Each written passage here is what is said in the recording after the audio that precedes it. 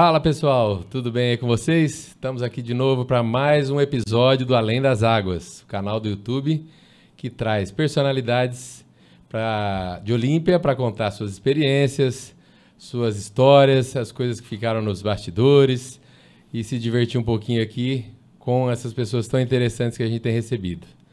Hoje estou aqui tendo a honra de receber um convidado super especial que faz tempo que a gente está tentando agendar aí, mas finalmente deu certo. Ele, que é um dos jogadores, né, esportistas mais conhecidos da nossa cidade, com muito sucesso. E ele já atuou já em grandes times aí do Brasil, como o Corinthians, inclusive na seleção brasileira. Verdadeira fera, meu. Eita, olha aí. Estamos aqui tendo a honra de receber meu amigo Juninho Fonseca. E aí, Juninho, como é que você tá? Tudo bem? Grande abraço, Rodrigo, a você, os amigos que nos acompanham aqui no Além das Águas. Gostei muito da ideia. Esse negócio que a minha agenda estava lotada é conversa, viu, gente? A minha agenda esteve sempre aberta. O que faltou foi o tempo certo e ideal para a gente chegar. E gostei da ideia, parabéns pela iniciativa. Estamos aqui disponíveis para contar as histórias que forem possíveis, porque senão tem censura, tem tudo aquilo. Grande abraço, Rodrigo. Valeu, brigadão aí, obrigado mais uma vez, viu? Uma honra estar te recebendo aqui. Muito obrigado. E para bater um papo com a gente, que com certeza vai agregar bastante aqui no nosso canal, muita viu? História. Bastante? Muita história esportiva, pessoal, particular, familiar, muita coisa. Às vezes a gente consegue contar um pouco mais, né? Porque fica muito restrito ao jogo, né, Rodrigo? É. Sempre que a gente vai falar alguma coisa, o Juninho jogou, como foi o jogo, como foi a derrota, como foi a vitória, como foram as competições e tal. Muita coisa é plantada em cima do personagem, jogador de futebol, né? Mas tem outras tantas histórias aqui em Olímpia, da minha escola, da minha infância, da minha juventude, que quem sabe a gente consegue abordar numa boa. Você lembra quando eu te convidei? Eu falei, tô com um projeto aqui que vai um pouco diferente. É um podcast, é o momento desse formato, mas nós vamos tratar um pouco de histórias aí da pessoa, dessa figura olimpiense, né? Fora dos campos. Não, tem muita né? Tem muita coisa. O período que eu fiquei aqui em Olímpia, até de 15 a 16 anos, já tem uma enorme condição de contarmos muita coisa, as escolas que estive, os times que eu joguei, então tamo junto, vai dar certo. Valeu. E aproveitar esse momento aqui para pedir pro pessoal que está assistindo se inscrever no canal, né, Juan? É isso aí, galera. O Juan que veio hoje do quê? Fausto Silva. É o Fausto? Fausto. É mesmo? Fala aí, Fausto. Nem eu sabia, galera. Ô, louco. Fui pego de surpresa aqui após os reclames do Plim Plim. Olha aí. A senhora que tá em casa, aproveita este minuto de reflexão do Fausto e clica aqui embaixo, se inscreva no canal, ative o sininho e compartilhe no grupo da família. Muito bem. Tem que se interagir lá com o conteúdo. Curte, comenta, dá sugestão dos próximos entrevistados. Tem uma lista enorme, mas nós vamos tentar atender todo mundo aí, que cada um tem sua preferência. A lista deste canal está maior que a lista da Forbes, sabia? É isso aí. Eita, olha aí. Então tá joia. Vamos lá, vamos começar nosso bate-papo. O Juninho tá aí, cheio de história para contar. Tranquilo. Eu gostei daquele relógio ali, hein, do Juan. Você viu? Gostei, cara. Eita. Eu já vi história disso. O meu não muda a hora, é sempre 7h17. Então, 2 vezes por dia tá certo o relógio. Exato. Boa. Exatamente. Tá feito. E eu ainda acordo atrasado, hein? Exatamente. Bom, Juninho, para quem não sabe, ele vai contar aí. Ele já jogou em clubes importantes. Ele já fez parte já foi de comissão técnica dos times. Já foi convocado para a seleção brasileira em 1982. Então ele tem um currículo aí invejável, cheio de história e um profissionalismo que é admirado por todos. Tá sempre dando entrevista nos veículos famosos aí, né, nas TVs, nos rádios, e vai contar um pouquinho aqui. Eu sempre, Juninho, começo lá atrás, porque as pessoas têm essa curiosidade. Como que nasceu tua vida foi futebol, esporte, na vida toda até hoje, né? Você está envolvido, depois sem dúvida. Você vai contar o projeto envolvido. Que você está atualmente. Isso. Mas eu queria saber assim, lá no início, na infância olímpia, onde surgiu esse interesse pelo esporte, pelo futebol, que não é só teu, mas sim da família, né? Isso, sem dúvida. Você tem teu irmão, né? Que também tem foi o Paulinho, jogador. né? Não, a junção Dona Zenaide Rugai Fonseca e o tio Nenê, o Alcides Fonseca, é a junção que possibilitou surgir 2 atletas profissionais, tanto eu quanto o Paulinho. O Paulinho é um pouco mais velho do que eu.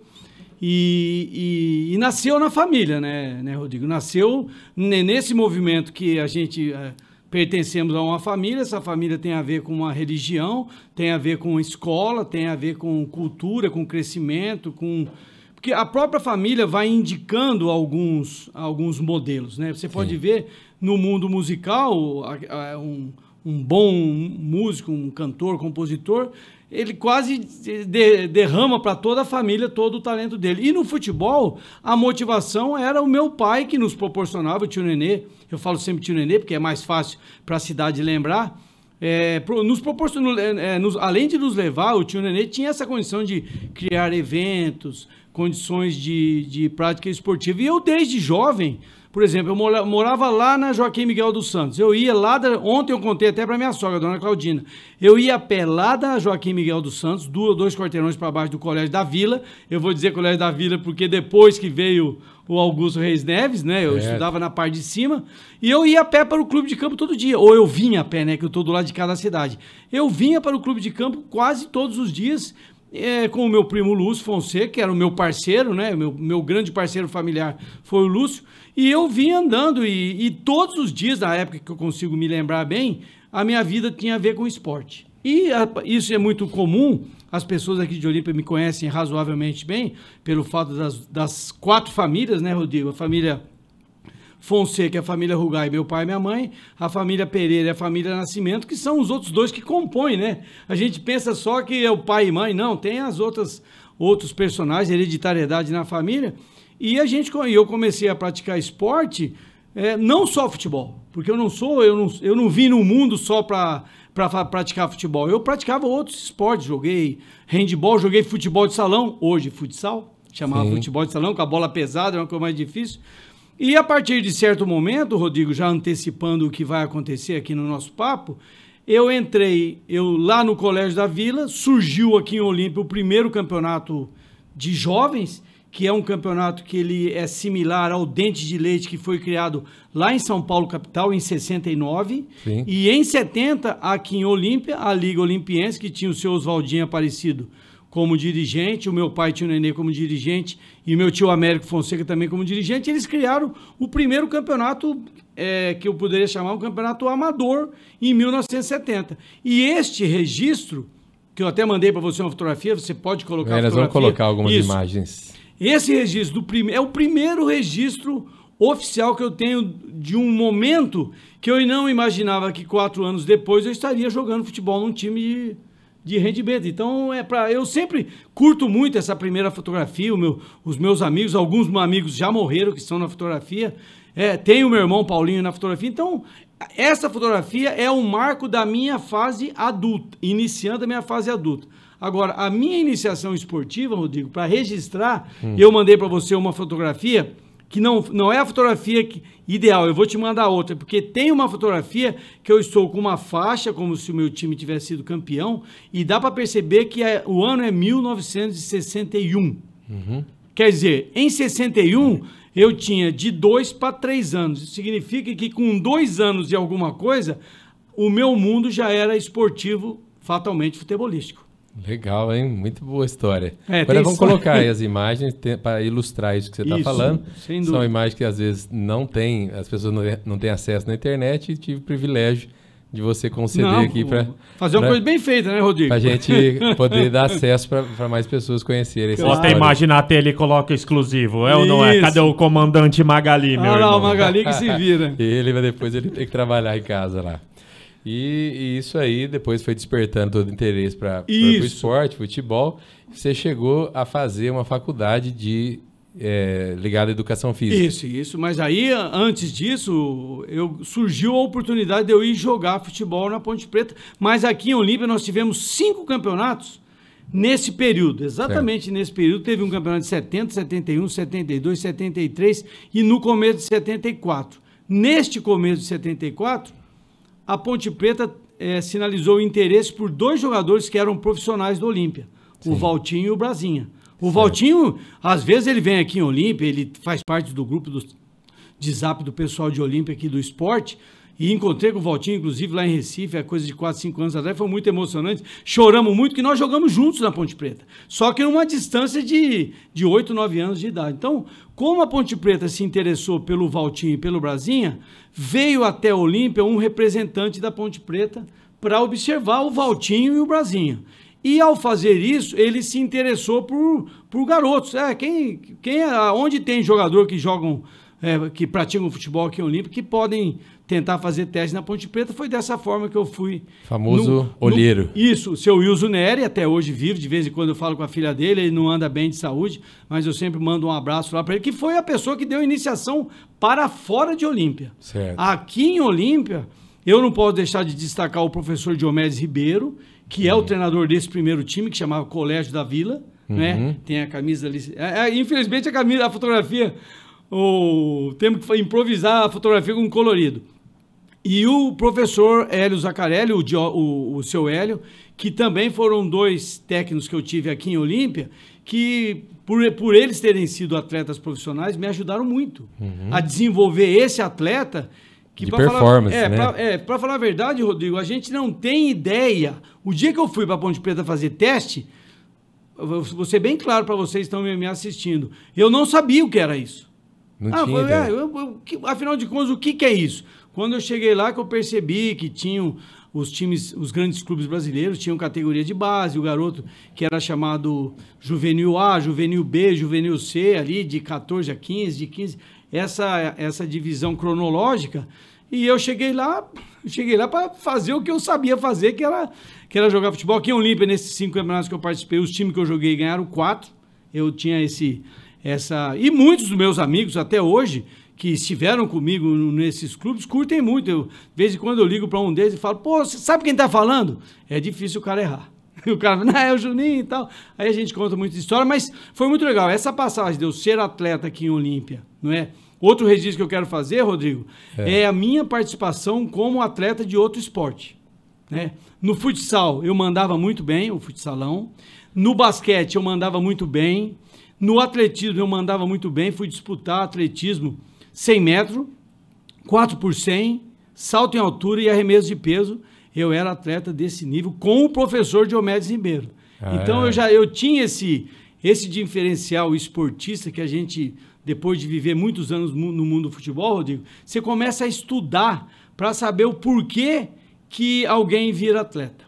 E isso é percebido por essa antecipação de desempenho. Por exemplo, esse primeiro torneio que eu joguei aqui em Olímpia foi em 1970. Eu tinha de 12 para 13 anos. Não, eu tinha de 11 para 12 anos.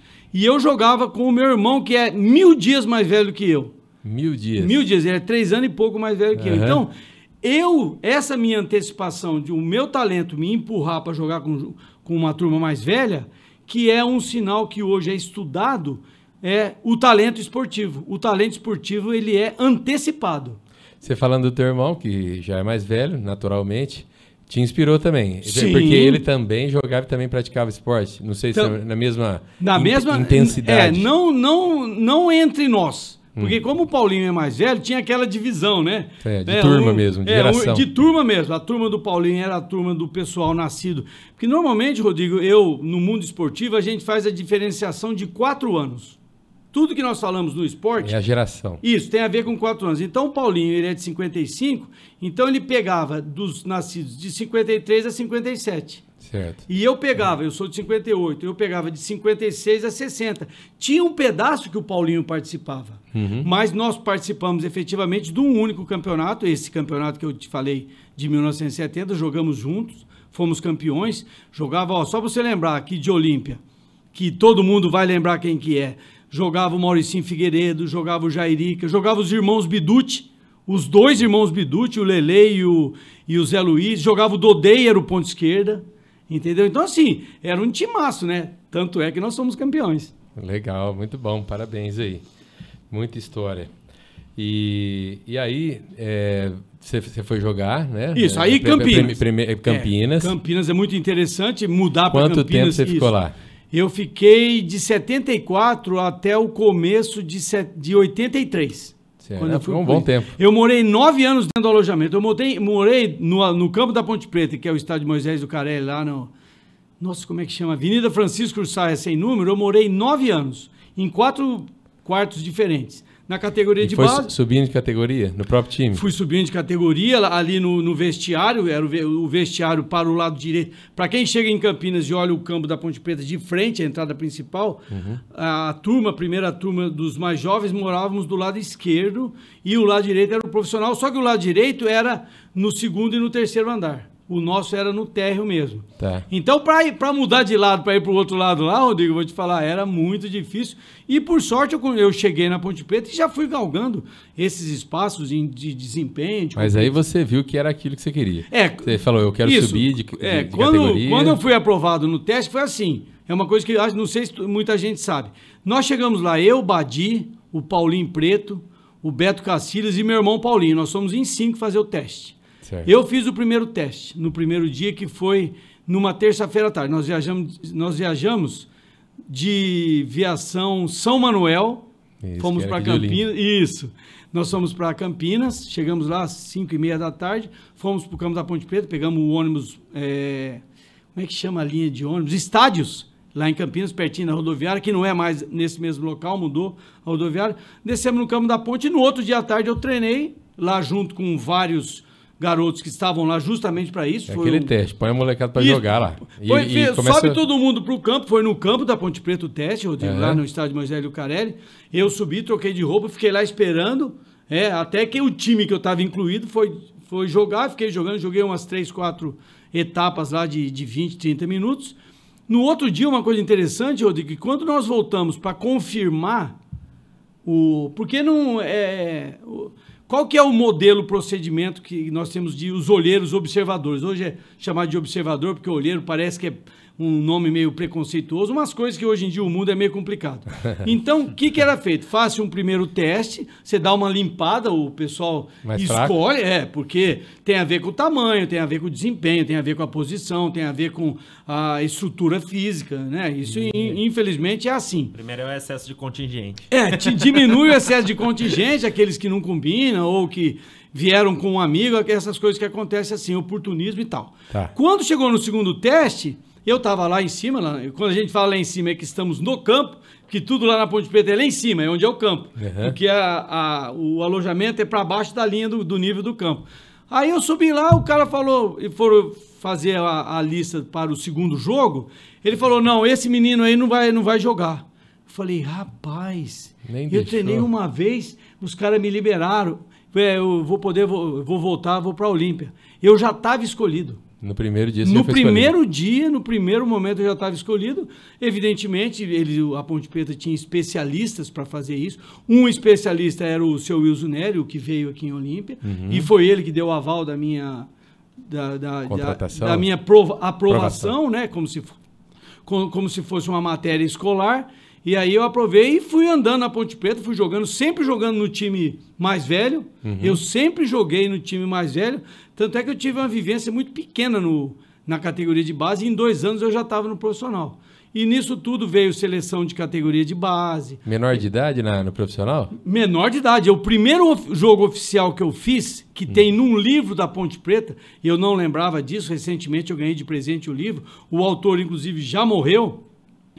Eu joguei em novembro de 75. Primeiro jogo profissional que eu fiz na minha vida. Eu tinha 16 anos para 17 anos, algo assim.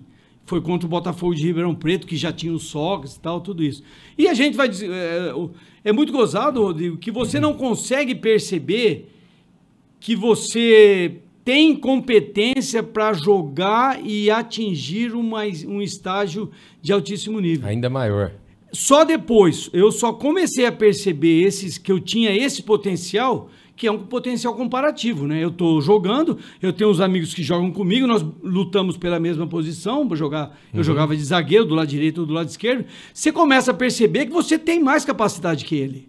Só que na hora do jogo é que essa capacidade tem que ser desenvolvida. Então, ao perceber isso, você vai sentindo que você está crescendo, e quando a seleção brasileira, que era CBD, Confederação Brasileira de Futebol, né? Confederação de Brasileiros de Futebol é agora. Era CBD, como é que era mesmo? Confederação de Desporto, né? Era CBF. Não, CBF agora, CBD. Confederação Brasileira de Desporto. E a primeira vez que o representante da seleção brasileira chegou lá em Campinas e falou, ó, eu vim fazer uma avaliação, porque a Ponte Preta tinha essa condição de promover jogadores da categoria de base. A Ponte Preta já tinha isso no modelo dela. E eu cheguei e me enquadrei no modelo. Você estava no lugar certo na hora certa. Não, e o detalhe é que ele foi ver jogadores nascidos em 57. Aí o que a Ponte Preta fez? Olha como que é a presença do clube. Eu sempre digo que a construção da minha carreira é uma construção da família, da cidade, porque aqui em Olímpia eu joguei. Joguei com alguém, alguém jogou do meu lado, alguém jogou à minha frente, alguém jogou às minhas costas. Então é a família, a cidade e o clube. Porque o clube ajudou a que eu construísse também a minha carreira. Aí, quando cheguei lá, o cara falou, vai treinar os meninos de 57, mas vamos botar o Juninho. Eu fui convocado para a seleção, que era de 1957. Então, assim, a minha carreira foi muito forte, porque eu tinha muita capacidade, muita velocidade. Tudo isso que o pessoal fala, as valências, né? As habilidades que eram imprescindíveis para ser bom jogador, um jogador de alto nível. Eu tinha e fui jogando até que...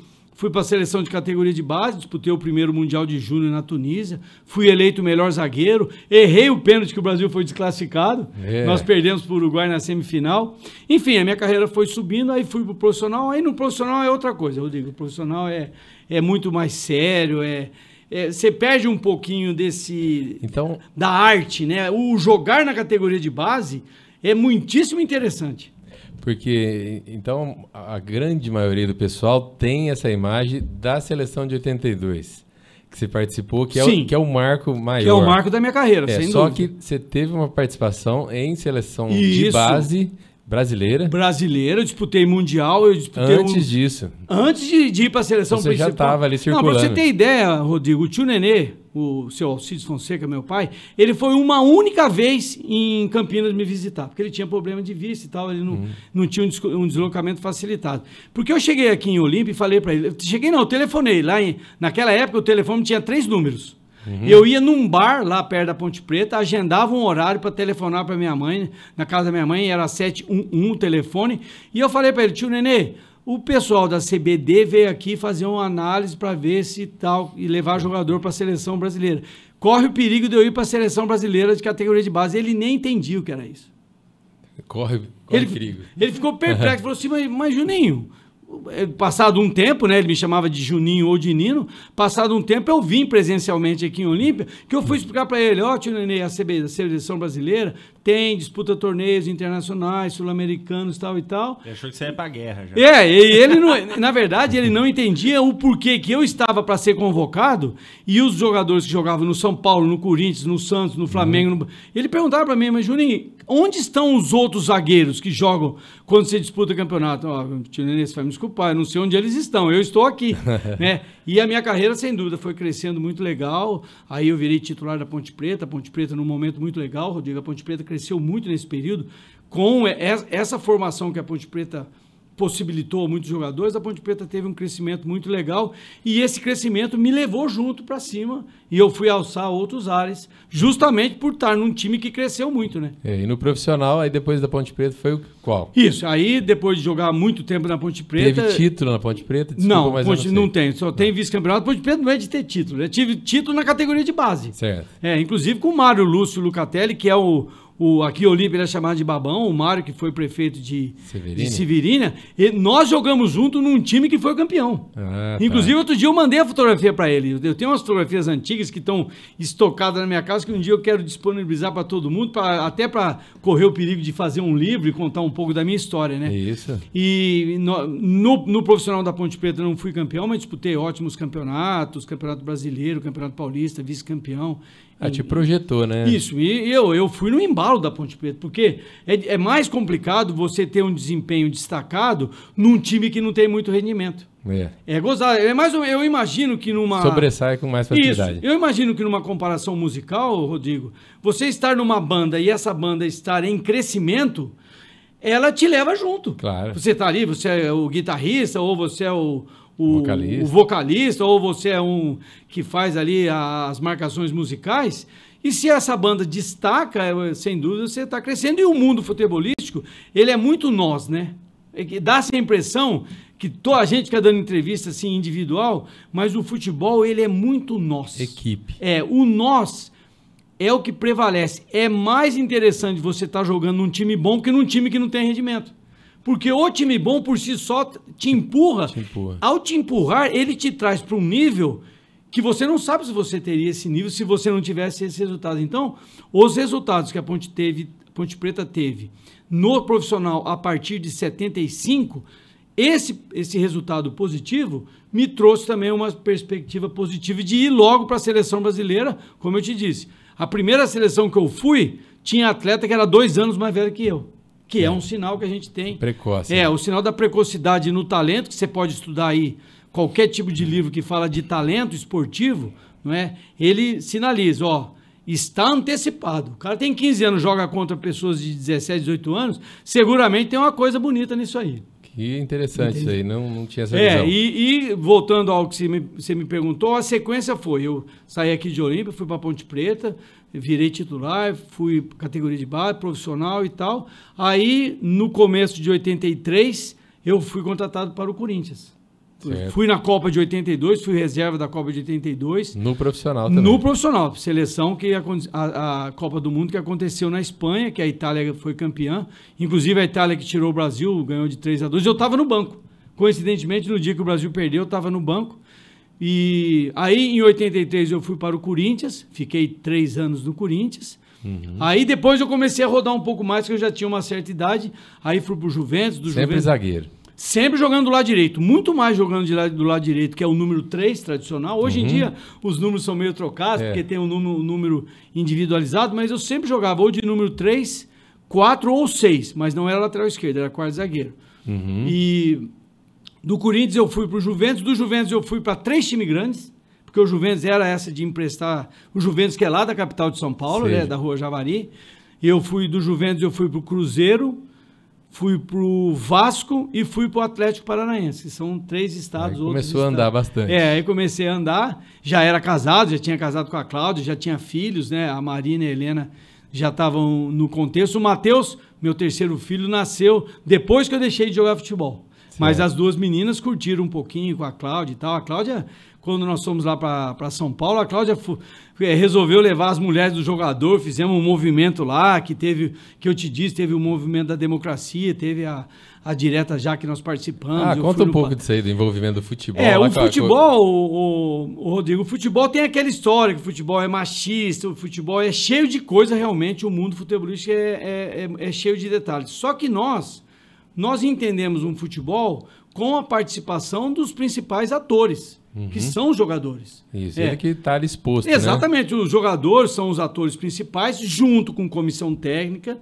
junto com diretoria e junto com a torcida. Isso aí, um conjunto, né? É um conjunto de 4 pés, essa mesa de 4 pés é o que envolve o futebol. E desde quando eu comecei a militar na Ponte Preta como jogador, eu era, por ser expansivo, por ser falador, por ter uma boa condição de escolaridade, porque minha mãe foi professora, foi diretora, dona Zê, eu tinha esse jeito de conversar, que é um jeito que eu acho que parece mais com o olimpiense, né? Que quase todo olimpiense que eu conheço, o cara conversa bem, se expressa.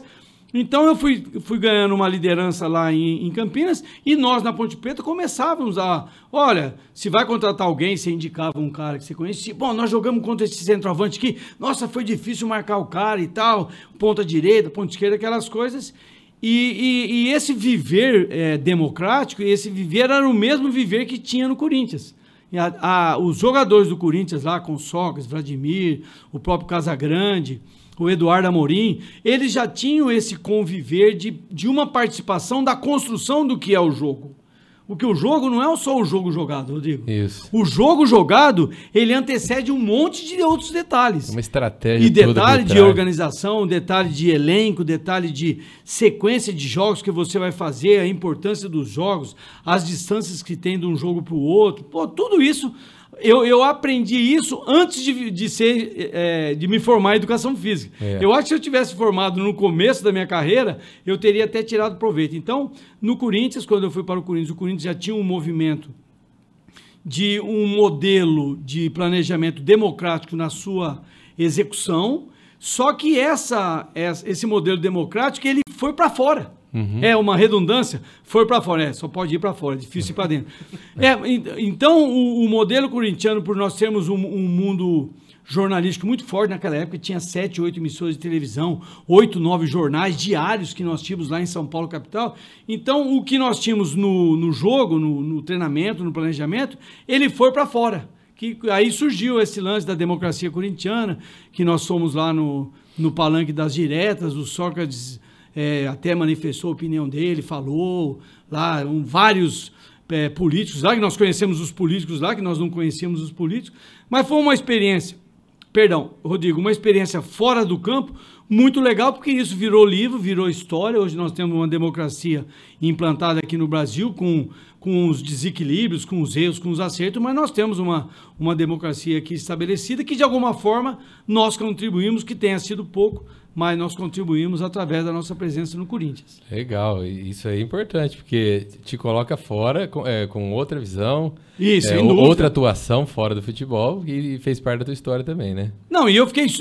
na verdade, Rodrigo, quando nós estávamos lá nesse momento, nós não tínhamos a dimensão do que seria, e é o que é. Então, essa história da democracia, para você ter ideia, eu estou fazendo jornalismo na UNAERP de Ribeirão Preto. Eu fui na sala do diretor, professor Gil. A sala do diretor, como que fala? Enfeitada, não, a sala ela é planejada com uma fotografia das diretas já. Eu cheguei lá e falei, professor, essa fotografia da direta já, eu estava no palanque. Ele olhou para mim e falou assim, mas como que você estava no palanque? Aí toda essa explicação eu dei aqui para os amigos do Além das Águas. Além das Águas, obrigado, eu estava esquecendo. Todos os amigos, essa explicação que eu fiz aqui pro Além das Águas, que o pessoal de Olímpia, que Olímpia tem mais do que... ele lá. Eu contei para ele, aí o professor, não, todo mundo que aparece lá, o Juninho estava aqui. Não, é até meio enfadonho. Mas, de toda forma, nós construímos esse momento, sim, muito legal. Muito bom. E aí, por curiosidade, assim, lá no Corinthians... jogava outros jogadores famosos também, né? Sim, o Corinthians Quem fez parte desse elenco nessa época? O Corinthians tinha, no primeiro ano, no gol, tinha Emerson Leão. Putz, no outro ano foi o Carlos e o Solito. O Solito fazia parte dos 3 anos. Nós tínhamos o Vladimir, que foi um lateral esquerdo que jogou muito tempo. Recentemente ele foi homenageado. Se não me engano, ele jogou mais de 800 partidas. Nesse dia que homenagearam o Cássio por ter jogado 600 partidas, o Vladimir foi homenageado também por ter jogado 800 e poucas partidas, né?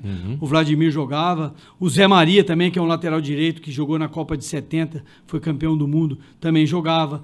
O Sócrates jogava, o Casagrande jogava, Walter Casagrande, novinho, agora ele já tá bem mais velho, hein? Graças a Deus. O time do Corinthians. Isso, ele mesmo. O Sócrates jogava, o Vladimir, o Zenon, o Birubiru, o Ataliba, o Eduardo Amorim, que era um dos caras mais velhos, mais maduros, tipo assim. Sabe quando você tem um atleta que ele parece ser seu primo mais velho? Esse era... Referência, né? Referência. Sempre importante ter um cara mais velho no grupo. E esses jogadores que fez parte comigo, né?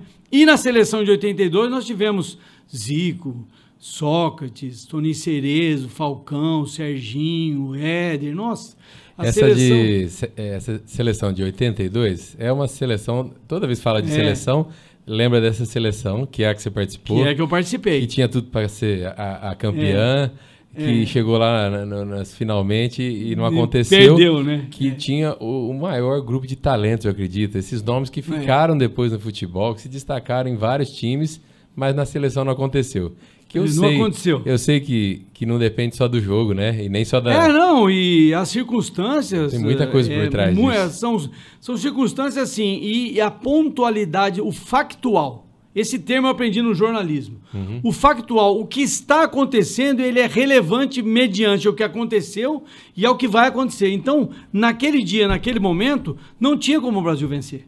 Por mais que o Brasil tentasse... Hoje você olha para trás e você vê isso. Hoje a gente olha para trás, nós percebemos alguns erros que poderiam não ter ocorrido, alternativas do treinador, mas é sempre assim, estratégia de resultado, porque no momento que o Brasil começou o jogo numa condição que o empate classificava o Brasil, quer dizer, o Brasil começou o jogo classificado e teve 3 momentos adversos, o 1-0 e o 2-1.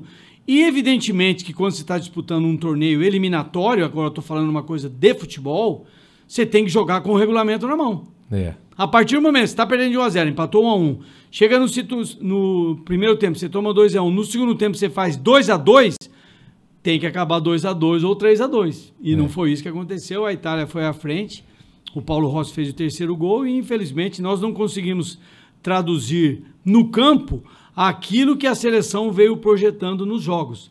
A seleção tinha disputado 4 partidas. Importante dizer uma coisa, Rodrigo, que recentemente nós, os reservas da Copa de 82, fomos entrevistados. Eu não sei se vai sair no tempo parecido com que o nosso programa vai ser oferecido para o pessoal assistir. E nós fomos entrevistados. E é interessante perceber como nós entendemos a derrota de formas diferentes. É muito gozado você... A opinião, a visão de cada um. A opinião aonde você estava. Eu estava no banco, eu tinha uma visão que é mais restrita. O pessoal que estava lá em cima, que não ficou no banco, tinha uma outra visão. Aquele jogador que poderia ter entrado tinha uma outra visão. Então, rapaz, você tem ali um universo de opinião, porque o futebol é muito aberto para opinião. Futebol todo mundo entende um pouco. E acabou em pizza, né, meu? Que deu Itália, né? Deu Itália, acabou em pizza, sem dúvida. Eu sou de 76. Foi minha primeira lembrança de Copa do Mundo, de pôr uma camiseta da seleção e torcer, aquela festa que tinha na Praça da Matriz. Sim, sem dúvida. É a minha primeira. E a minha família sempre teve o comércio lá, sorvetes pub, sorveteria. Claro. Então era tudo ali que acontecia. Aquela queima de fogos, carro, passeata, era na praça. Fazendo a volta na praça inteira, praça. né? Minha primeira lembrança de Copa do Mundo, de torcer para a Copa do Mundo, que é onde para o Brasil, é essa Copa de 82. E pra gente é assim, nossa, vira e mexe, a gente ouve falar da seleção, vai dar entrevista, tem a sensação de choro, de tristeza, mas não é de tristeza. Copa da Espanha, né? Isso, Copa da Espanha de 82. Eu fico sensibilizado, recentemente, isso que eu te falei, o cara da televisão Globo foi lá na minha casa me entrevistar, eu aguentei até o final, no final não tive como, eu tive que chorar lá, porque é muito grande. Mexe demais. E essa grandeza, ela não me pertence, eu não quero entender que meus méritos são individuais. Eu não consigo entender que os meus méritos de conseguir chegar num estágio tão alto do futebol, ele tenha sido só através do meu esforço. E eu enxergo isso, como eu te disse, eu enxergo como uma coletividade. Então, qual que é a ideia? Puxa vida, imagine como vai ficar a Olímpia se a seleção for campeã. Essa coisa que você viveu era a coisa que eu vivia lá. Puxa vida, a cidade vai ficar empolvorosa, vai fazer uma festa tremenda. E aí que entra o psicológico, entra o equilíbrio emocional. Meu garoto, essas coisas. Ô, Juninho, eu vou até perguntar, o sentimento hoje, de você olhar a proporção, falar assim, putz, eu tava lá, eu participei disso, é maior do que na época, quando você tava lá? A emoção, assim, ou na época também era igual hoje, você olhar pra isso? Não, eu enxergo mais destaques hoje do que antigamente. Porque o peso da derrota, ele é muito forte. E você fica com aquele peso da derrota o tempo todo. Puxa vida, eu fui numa seleção, eu não sei se eu irei em outra, e não fui. Quer dizer que eu tive uma única oportunidade. Eu acho que nós éramos 23, eu acho que tinha uns 14 que não disputaram outra Copa do Mundo ou que já tinham disputado. Quer dizer, você tem 14 pessoas que tiveram uma única oportunidade de ser campeão. Entendeu? Depois não volta. Depois, nem sempre você tem uma oportunidade, às vezes você não está num bom momento. Então, assim, vira e mexe, vem o choro, mas não é de tristeza.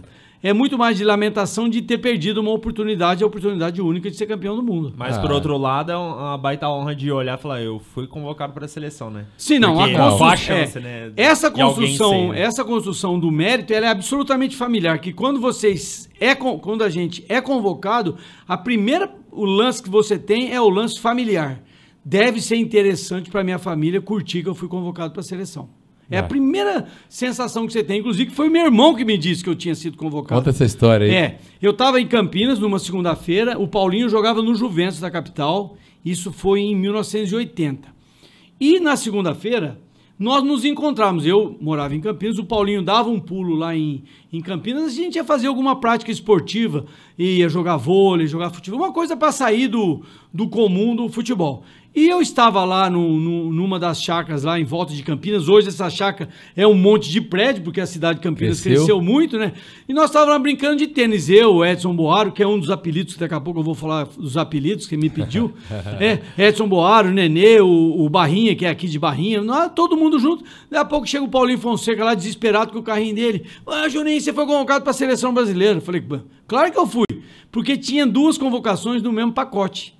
Tinha convocação para a seleção de novos, que ia fazer amistosos fora do Brasil, para depois disputar uma Olimpíada, e tinha a seleção profissional. Quando o Paulinho me disse que eu estava convocado, eu tive certeza, porque eu tinha de 21 para 22 anos. Você achou 80. Que era para aquela... para a seleção de novos. Falei, claro que eu fui para a seleção de novos, estou jogando a Ponte disputa finais, está toda hora em segundo, terceiro, quarto lugar. Não é primeiro, mas segundo, terceiro tá... Entendeu? Ele falou, não, você foi convocado pela seleção do Tele, porque o técnico da seleção de novos, eu acho que era o professor Parreira. Entendeu? Eu falei, não, Paulinho, é a seleção do Parreira, que a gente chama pelo nome, né? Na hora você chama por senhor, né? Eu aprendi a chamar por senhor. Paulinho, não, de jeito nenhum, você foi convocado com esse. O que aconteceu? Eu estudava em Campinas, na PUC. Estudava educação física. Foi nessa época que você estudava? Foi nessa época que eu estudava. Certo. Eu comecei a estudar em 79, em 80 foi quando aconteceu. E o que aconteceu? Quando eu cheguei na PUC de Campinas, já tinha a EPTV, que a primeira EPTV, ela é de Campinas. Depois foi para Ribeirão. Depois foi para Ribeirão, a segunda é Ribeirão. E agora tem a TV Tem, que é do J. Ávila, que era do J. Ávila, é outra coisa. Quando eu cheguei na PUC de Campinas, que é lá no campus, do lado da Dom Pedro, hoje todo mundo conhece a rodovia Dom Pedro, eu cheguei lá, tinha um carro da Rede Globo lá. Falei, rapaz... Eu nem preparei o discurso. Eu nem preparei o discurso, não fiz a maquiagem, nada, tô aqui com um cara de um olimpiense perdido lá em Campinas. Eu desci, o cara falou, Juninho, precisamos conversar com você, mas que não, você foi convocado e tal. Nossa, é um milhão de coisas, né? Apesar que, repito, o que causou mais impacto na minha vida, insisto em dizer, foi convocação para a seleção de base, porque eu achava que eu jamais seria convocado para a seleção de base. No profissional, eu desconfiava que eu seria assim. Porque aí você já estava mais encaminhado, né? Produzindo, né? Rodrigo, você vai jogando. Mais projetado, Mais né? projetado, e é como eu te disse. Aí você fala, é a consequência que vai acontecendo. Exatamente, né? É consequência do trabalho, e eu insisto nesse amigo que está nos ouvindo e sabe que eu tenho uma relação de sentimento pela Ponte Preta, foi uma construção coletiva. A Ponte Preta foi crescendo, foi disputando os principais campeonatos, Campeonato Brasileiro, Série A, essas coisas, Paulistão, e esse resultado da Ponte em campo me ajudou a projetar o meu desempenho e muito aí legal. Eu fui convocado. Muito bom mesmo, legal. Juninho, mesmo. qual que é o teu time do coração hoje? Quando eu era jovem, eu era santista. Eu era santista. Eu fui, meu pai, tio Nenê, me conduziu para ser São Paulino num período que o São Paulo não ganhou muita coisa, e o Santos ganhou muita coisa. Porque eu virei santista de 60 a 70. Nesse período, só Santos e Palmeiras ganharam os principais torneios. Então, quem ganha começa a... É mais fácil, não. E tinha o tal torcedor, do número, né? 10 lá, né, Rodrigo? O tal de Pelé, que eu vou dizer pra você. Aí, só Deus Santos. Aí o bicho é mais embaixo. Muito bem. E você que viu essa época aí, o Palmeiras tinha um Mundial ou não? Não mesmo? Nossa Senhora! Não ia deixar de perguntar essa, né, meu?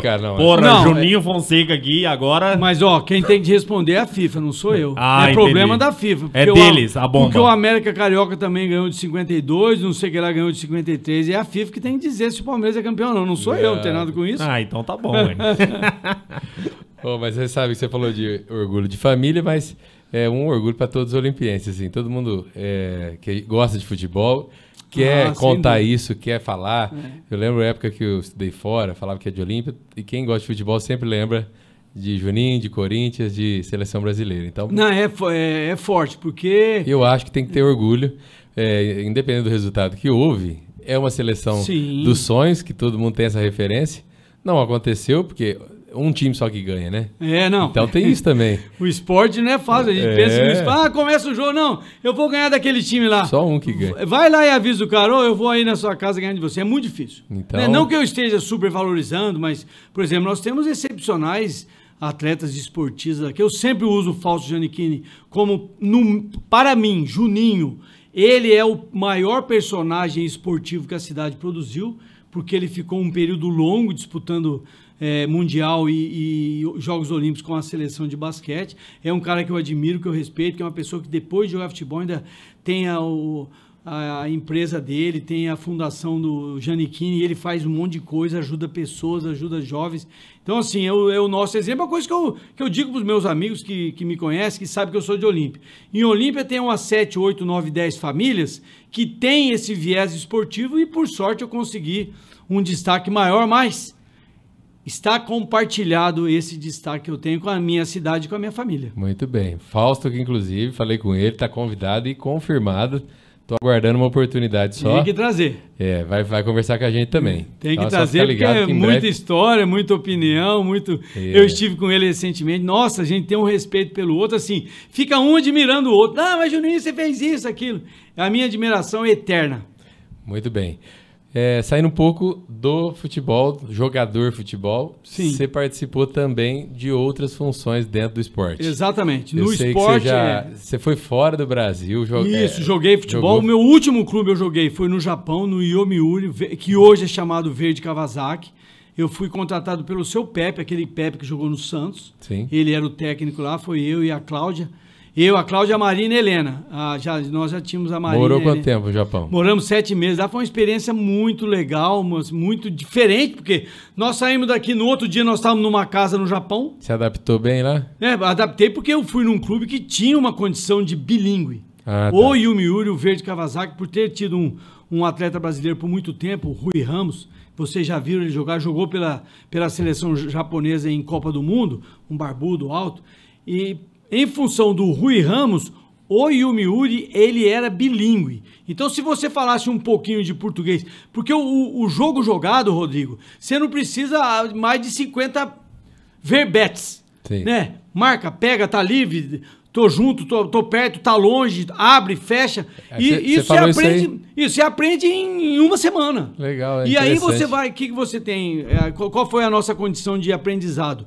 O time disponibiliza um tradutor, que normalmente é um brasileiro que fala japonês, que facilita mais ainda. Esse recebe o pessoal. Isso, esse o Faisal, infelizmente, ele morreu há muitos anos atrás, teve uma doença seríssima, perdemos o Faisal, mas o Faisal foi um elemento fundamental para que eu me integrasse a essa cultura que é totalmente diferente do que nós vimos, do que a gente conhecia. Então foi uma experiência muito legal. A Cláudia... Foi o Google da tua vida, né? O Google que não tinha. Pra você ter ideia, a família da Cláudia mandava jornal para nós na quinta-feira, para chegar na outra quarta-feira, um jornal aberto, que é um modo de correio, de correspondência, é o mais barato de todos, e mandava fita também. A fita chegava uma semana, fita de cassete, Rodrigo. Nossa, hoje é uma facilidade de se comunicar aí. Nossa, hoje em dia...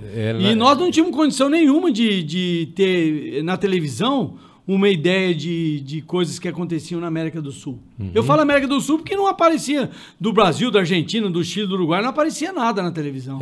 Entendeu? Então, assim, foi uma adaptação difícil em função da temperatura. Eu acho que a cultura foi muito facilitada, por isso que eu disse para vocês, esse estilo bilíngue do Verde Kawasaki. Te deu uma tranquilidade. Isso, assim, me facilitou o jogo, e a partir do momento que facilita o jogo, facilita a sua vida, porque você começa a ter relações mais próximas. No primeiro momento que eu cheguei no Japão, eu saía com os brasileiros, saía com o Toninho, com o Pérez, com o seu Pepe, com o Luiz Flávio, que era o preparador físico, que trabalhou aqui no Rio Preto.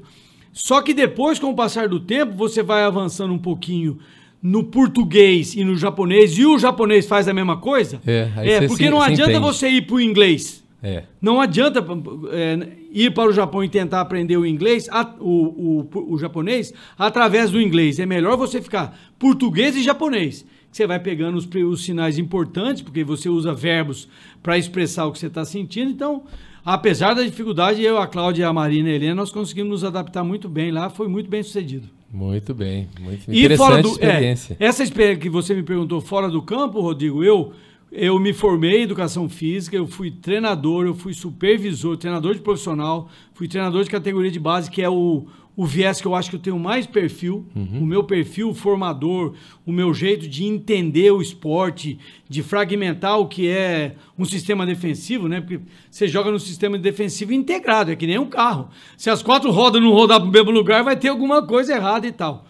E fui supervisor, fui gerente de futebol, nossa, tive um monte de cargos, e um dia lá em Campinas fui convidado a ser diretor de futebol diretor de esportes da Secretaria Municipal. Eu não tinha já administrativa. Isso, administrativa. Eu não tinha nenhum viés político, mas eu fui convidado pelo professor Lula, que é um dos técnicos de basquete que foi da seleção brasileira. Hoje ele é o administrativo do Franca Basquete. Tá aqui o Franca Basquete, que tem resultado maravilhoso, acabou de ser bicampeão brasileiro. E em determinado momento, Rodrigo, o professor Lula ficou incompatibilizado de ser secretário de esportes, porque ele tinha a função da seleção brasileira. Então, houve uma divergência política, a prefeitura teve que abrir mão. Era um mandato de prefeito PSDB, que era o Gasparini, e aí o professor Lula me convenceu a ser secretário de esportes. Eu falei, professor Lula, você vai me desculpar. Eu ser diretor de esportes aqui na secretaria, até que combina, mas secretário de esportes, você não acha que é muito? Eu era jovem, tinha 40, 41 anos. Ele falou, não, eu confio em você, vai dar certo. Aí eu ganhei uma experiência política que foi interessante, porque você... Rodrigo, você como cidadão comum, você fala, por que o cara não faz isso? Aí você vai lá, você começa a perceber que tem algumas razões que são claras o porquê que ele não pode fazer. Não é só porque ele não quer. Não é só vontade. Não é só vontade, porque tem que ter uma lei, burocracia. Tem que ter um dinheiro destinado.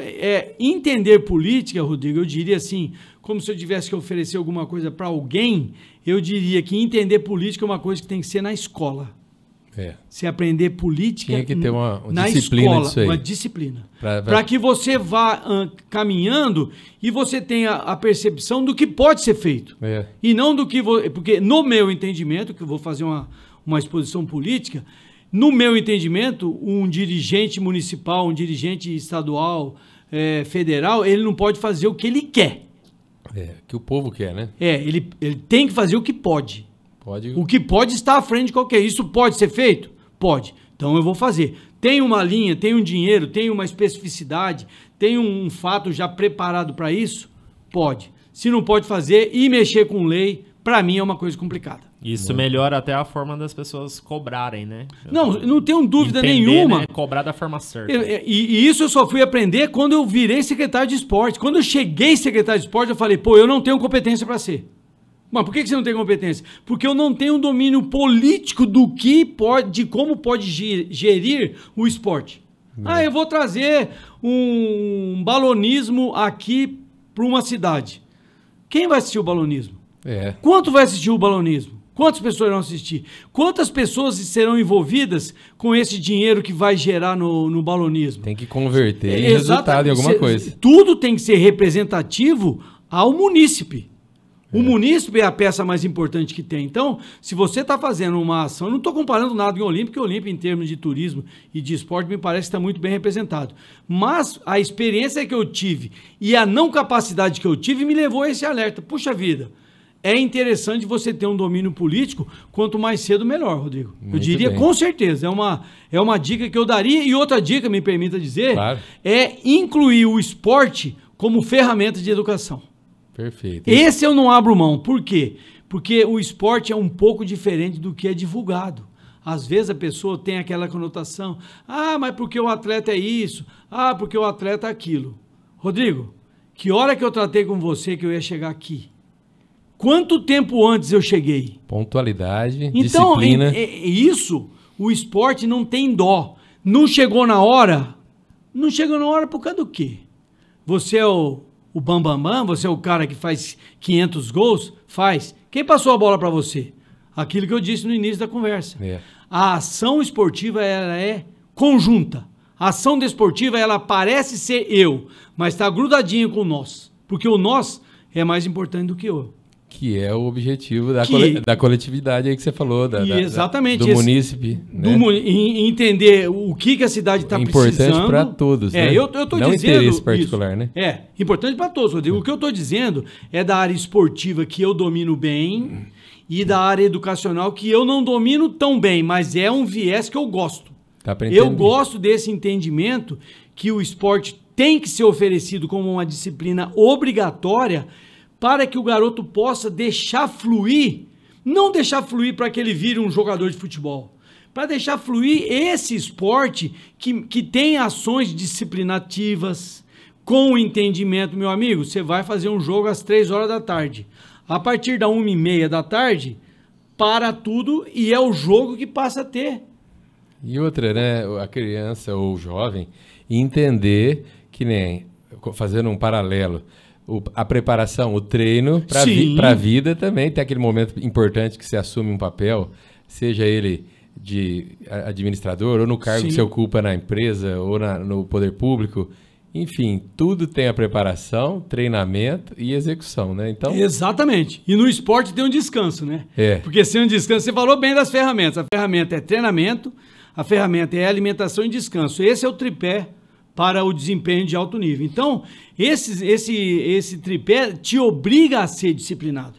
E aí serve para a vida. Isso. E, Rodrigo, uma coisa que é interessante é que quando você toma uma ação individual, por exemplo, de uma hora para outra eu resolvo andar pelado na rua. Eu estou fazendo uma ação individual. Só que não combina com o que está eticamente oferecido pela sociedade. Então, o garoto que, por exemplo, chega, como eu disse do negócio do relógio, os caras do Atlético Paranaense me sacanearam porque eu cheguei 3, 4 vezes atrasado seguidamente. O que os caras fizeram? Me deram um relógio desse tamanho de presente. O que eles estavam fazendo? Veja, eles tiveram um cuidado de falar para mim, Juninho, para de chegar atrasado, que isso não combina porque nós somos nós não somos eu. Isso, tá todo mundo chegando atrasado. Só você tá chegando atrasado por quê? Aí eu fiz a palhaçada, botei o relógio, fui no aeroporto com o relógio, fiquei no avião o tempo todo, nós fomos jogar, saímos de Curitiba, fomos pro Rio de Janeiro, fiquei o tempo todo com o relógio, porque eu entendi a mensagem. Mas isso nunca mais saiu, doutor.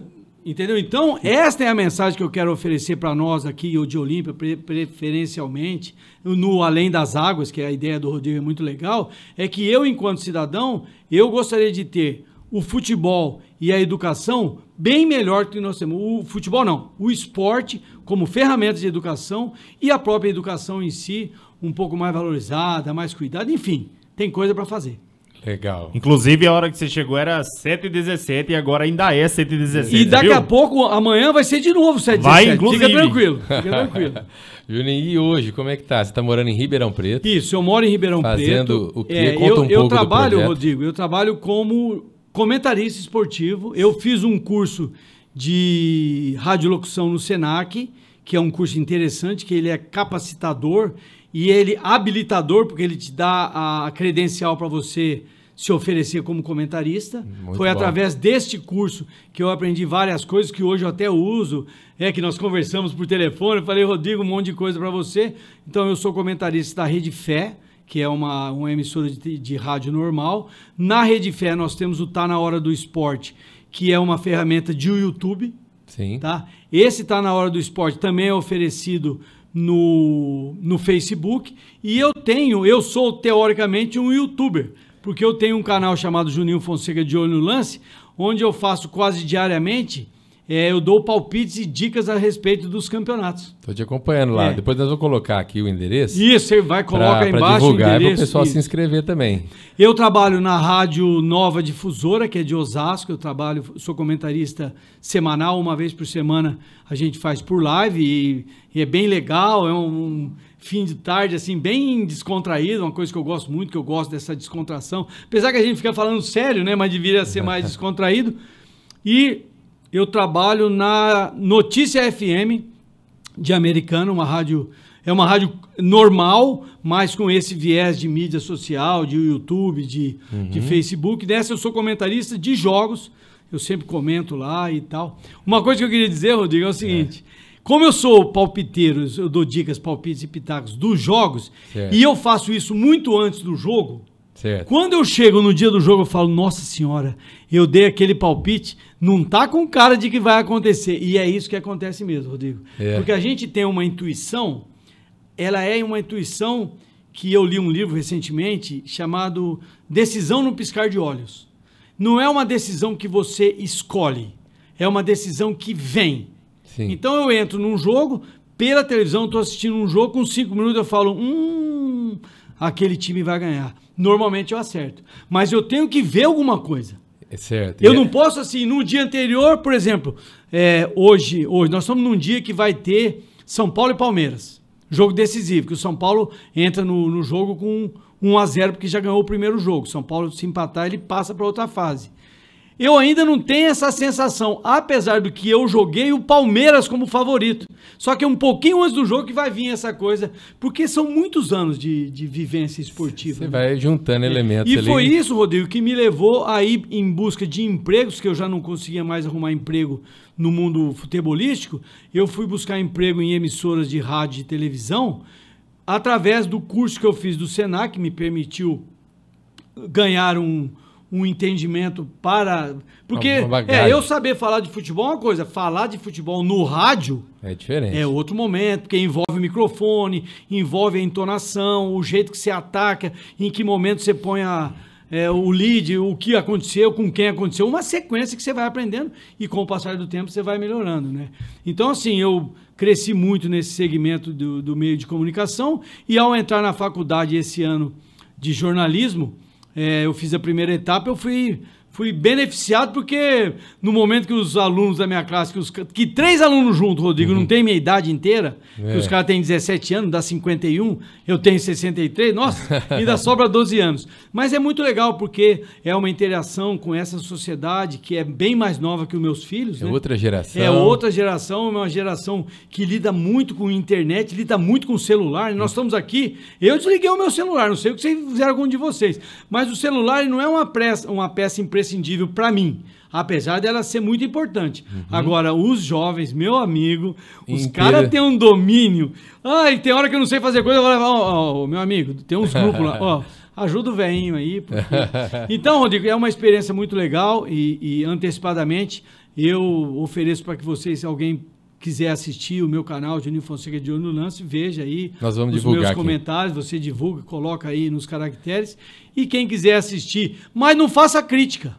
Fala, Juninho, você tá mandando bem. Já deu a hora? Não, pode falar. Eu tenho mais 50 minutos. O Magali vai monitorando. Tá monitorando. Né? Mas é uma experiência muito legal, Rodrigo. Eu enxergo que deixar de ser atleta e ir para comentário, ir para o mundo jornalístico, é uma experiência possível. É um desafio. É um desafio, mas é um desafio possível, cara. Eu falei para alguns aqui, igual eu, não sou do meio de comunicação, falo em público lá na empresa. Sim. Tomei esse desafio porque eu achei que era momento, gosto e tô aprendendo e tô tendo a oportunidade de falar com pessoas igual você, igual outros que eu já recebi e gravei aqui. Então tá sendo um prazer muito grande trocar, igual você falou da sala de aula, geração diferente. Isso! Você aqui, que é uma geração diferente minha, trazer conhecimento, trazer uma troca de informação, experiência que você teve e poder compartilhar com um monte de gente, tá sendo prazeroso. Vixe, eu fico muito feliz de poder oferecer essa minha vida particular, porque a minha vida ela é particular com o entendimento público, né? Por ser do esporte, a gente fica exposto e nem sempre, e eu dou parabéns para você pelo conteúdo dos seus programas Além das Águas, que vai oferecer esse além, né? Que não adianta você trazer só um tremendo empresário aqui e ele ficar falando especificamente do empresariado. Falar das dificuldades. Eu, quando fui atleta, tive muitas dificuldades, tive problemas, tive contusões que me levaram a ter um afastamento longo, correr até perigo de não continuar a minha carreira desportista. Hoje eu tenho 2 próteses agendadas para fazer dos 2 joelhos, que é fruto do esforço e do desgaste que eu tive. Só que tem um monte de pequenas histórias que eu acho que a vida é feita de pequenas conquistas. Essas pequenas conquistas que a gente tem no dia a dia esportivo, eu preciso ser titular, eu tenho que jogar bem, eu tenho que me preparar, eu tenho que alimentar, eu tenho que dormir na hora certa, eu tenho que comer na hora certa, eu tenho que chegar na hora, eu tenho que aquecer. Rapaz, é um monte de coisas que eu ofereceria isso para a sociedade. Por isso que eu falo do esporte ser oferecido para jovens. Eu ia te pedir isso para dar um conselho, uma mensagem de toda essa experiência que você passou, nacional, internacional, grandes equipes, um pouco você já falou. Sim. E se tiver mais alguma mensagem, um agradecimento para alguém, mas eu acho que o mais importante é para o pessoal jovem, que está num mundo totalmente diferente, mas que essa base aí, que você falou, algumas coisas que você aprendeu, isso não vai mudar nunca. Sem dúvida. Né? Pode mudar a internet, pode mudar a comunicação. Isso. Mas a experiência de vida... De vida, a educação, a disciplina, o respeito, né? Que você vê, eu não tenho como desvincular a existência da minha família, no meu ser. Né? Então, a minha família é uma família de um viés olimpiense, quase todo mundo aqui de Olímpia, então eu tenho que compartilhar essa benesse de eu ter tido uma possibilidade, Rodrigo, de desenvolver um grande personagem futebolístico. Porque às vezes você tem um tremendo talento, que eu tenho amigos aqui em Olímpia que jogaram futebol comigo, que eu enxergava esses meninos como grandes jogadores de futebol e por alguma razão não consegue chegar. Ou porque não tem oportunidade. Esse não consegue não é demérito. Porque você tem que ter um terreno fértil. É que eu disse para você, e eu digo para você, meu amigo, que não tem como desvincular minha vida esportiva da Ponte Preta. Que é onde te acolheu. Não, exatamente, me acolheu e cuidou de mim. Eu fiquei 9 anos e meio, quase 10 anos, morando dentro da Ponte Preta. Parece que eu estava escondido. Na verdade, eu estava protegido. Porque eu estava protegido, porque a própria estrutura física te permite isso. Então, a mensagem que a gente tem, Rodrigo, a mensagem para nós que somos de Olímpia, que temos essa relação de intimidade com família, com amigos, é a relação tradicional. Você é de uma família, essa família te leva a uma religião, te leva a uma escola, te leva a um crescimento, e daí chega no momento que você assume as suas condições, elas só serão realizadas com o seu empenho. Não adianta ficar esperando. Não. Se você quer ganhar na loteria, pelo menos joga alguns números, né? Senão vai ser mais difícil. Então, assim, não tem nenhuma uma varinha de condão, uma frase que eu diga. Uma fórmula mágica. Mas a fórmula mágica está dentro da pessoa, de ir buscar o que gosta. A pessoa gosta de esporte, corre atrás. Gosta da música, corre atrás. Gosta da matemática, é uma coisa que eu adoro, matemática. Fatalmente, se eu não fosse desportista, eu ia fazer algo que a matemática tem peso grande, que seria engenharia, arquitetura, mais para engenharia do que para arquitetura. Eu também não tenho essa ideia de uma coisa diferente. E tudo que eu fiz na vida, eu fiz sempre me representando e representando meus parentes, meus amigos, minha família. Não tem como ser desvinculado. Nós não estamos num mundo escondido. Por mais que a gente tente se esconder, nós somos pessoas que de vez em quando tem essa exposição pública, e nessa exposição pública, se você não tiver ética, não tiver um alinhamento, Rodrigo, lá na frente, você vai trombar, pode ter certeza. É isso aí. Muito boa mensagem. Tá Gostei, Vi. Então, gostaria de aproveitar, pedir pro pessoal que está assistindo aí, né? Dá força pro canal, se inscreve, curte, comenta aí esse bate-papo que a gente teve com o Juninho, que é uma pessoa querida aqui de Olímpia por todos. E garanto que vai trazer bastante gente pro canal aí, porque tem muita história. Pena que não deu para contar nem metade. Não, em outro momento você me convida, eu virei novamente. E, gente, pode acompanhar o Além das Águas, hein? Eu gostei muito da ideia do Rodrigo. Vou cobrar lá, você divulga lá, hein? Vai crescer. Manda para aquele grupo de zap que você tem. Isso, vai crescer muito e em breve a gente vai assistir. Eu espero ser convidado novamente, Rodrigo, de coração. Parte 2. Juninho Fonseca, parte 2. Parabéns a todos que fazem parte desta composição aqui. E a você, Rodrigo, em especial. Grande abraço. Meu muito obrigado. Foi um prazer enorme, uma honra, viu? Estou feliz pra caramba de te receber aqui. E espero, sim, em breve a gente volta a bater um papo. Isso, uma honra para todos nós. Um abraço. Gente, falou. Muito obrigado a todos. Tchau.